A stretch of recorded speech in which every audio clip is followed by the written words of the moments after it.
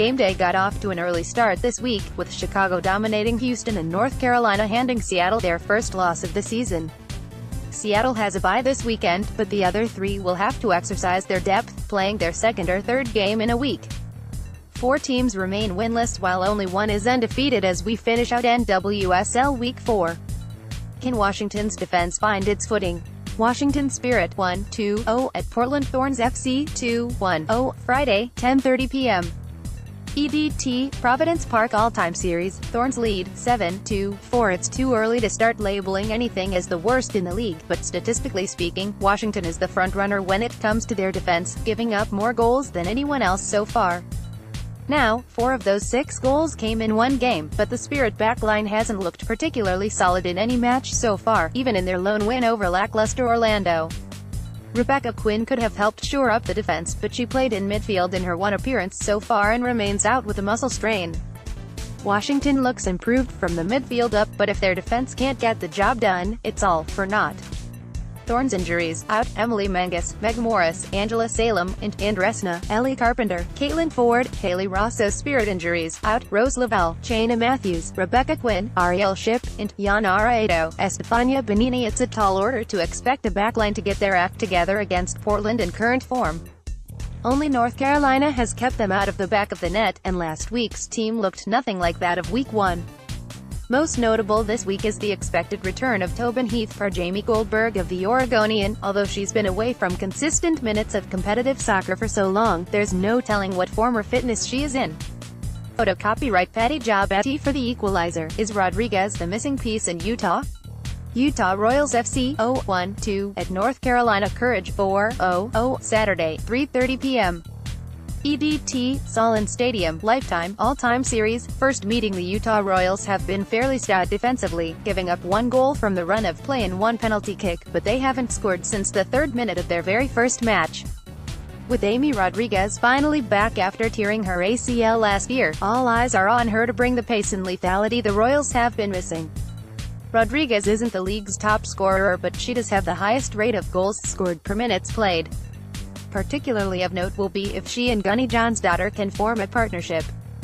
The Icelandic international looks to be the best new import this season, and the combination of her creativity and Rodriguez finishing could finally unlock the Utah offense.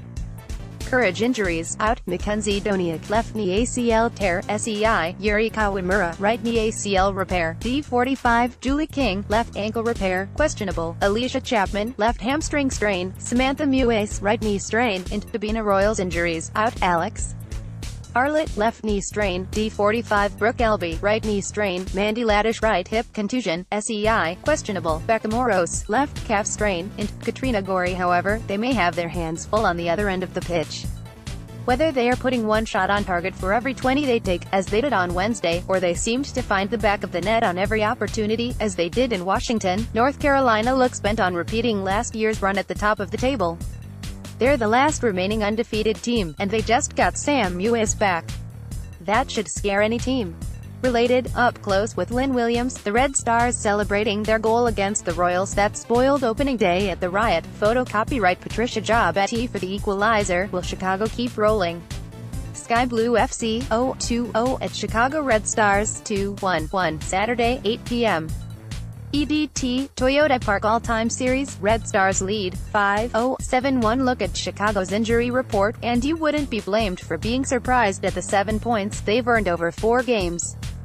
Big names are missing, and their new star forward has yet to arrive, but the Red Stars have been rolling lately. Regular bench players Sarah Gordon and Taylor Camo have stepped up to the task on defense, while Danielle Colaprica leads the midfield. They'd like a little more consistency from Ariane Gilliland, who is shuffling positions around the park, and Alyssa Nair, still a hit-or-miss in goal, but that hasn't stopped the Red Stars from climbing to 2nd place.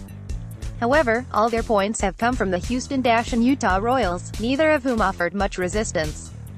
Their biggest challenge was Portland, to whom they gave up 3 goals despite scoring 2 of their own. Red Stars injuries: out, Vanessa DiBernardo, stress fracture pelvis, D45, Julie Ertz, right knee sprain, Stephanie McCaffrey, illness, Casey Short, right ankle sprain, D45, Rosie White, right and left navicular fracture, D45, and Sam Kerr Sky Blue injuries, out, Amandine Pierre-Louis right tibia, fibula contusion, Domi Richardson, illness, Aaron Simon, left foot hardware removal, D45, int Tiza Moreno. Two things are on the Red Stars side. One is history. Sky Blue has never beaten Chicago in the NWSL, the only matchup among the 8 NWSL originals in which that is the case, including those teams no longer in existence. The second is, well, Sky Blue themselves. They haven't earned a point, haven't scored a goal, and only one of their 4 total shots has been on target. It's clearly still a work in progress for Denise Reddy, who needs to find the best combination to replace Sam Kerr while also getting Carly Lloyd more involved. Related, McCaffrey working her way back to full health. Pride defender Ali Krieger, photo by Patty Jabati for the equalizer, who can stem the tide? Houston-012 at Orlando Pride 021 Sunday, 5 p.m. EDT, Orlando City Stadium all-time series, Pride lead, 4-2. Orlando is one of 2 teams on a losing streak, while Houston is one of 4 without a win. It's not a great start for the expansion sides.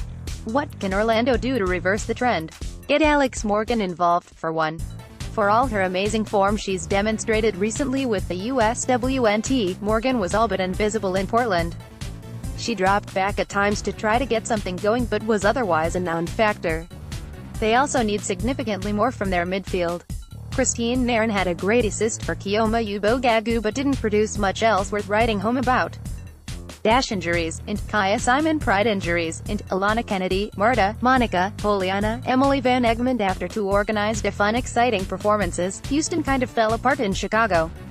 The only bright moment was when Lindsay Agnew subbed in, taking Rachel Daly's place at right back while Daly pushed higher up the pitch. That move generated some offense and with better finishing could have penetrated Chicago's backline. Given the Dash's lack of attacking prowess recently, it's a move worth exploring further, especially if Jane Campbell can get her backline back in shape, and do some work on her own form while she's at it. Related, Ohio about to return, hot, or not hot. Danielle Colaprico, the midfielder, looks closer and closer to her 2016 form after dominating and playing a direct role in 2 goals, in 2 successive games. Abby Erceg, she looks every bit the calm, experienced veteran she isn't, made rookie Kaylee Kurtz's debut easier. Portland's offense, both Lindsay Horn and Christine Sinclair are on fire, and in Anna Maria Kornogorchevic's brief first appearance, it was clear her first NWSL goal will be sooner rather than later. Not Houston. The team struggled to do much of anything against Chicago earlier in the week, allowing the Red Stars plenty of space in which to work and never threatening Alyssa Nair. Erica Skrosky, she gave up 2 penalties, including one of the most bizarre and blatant handballs you'll see. Lauren Barnes, she may have come on earlier than expected after Christine Westphal signaled for an early first-half sub, but Barnes never looked like she belonged on the field at all.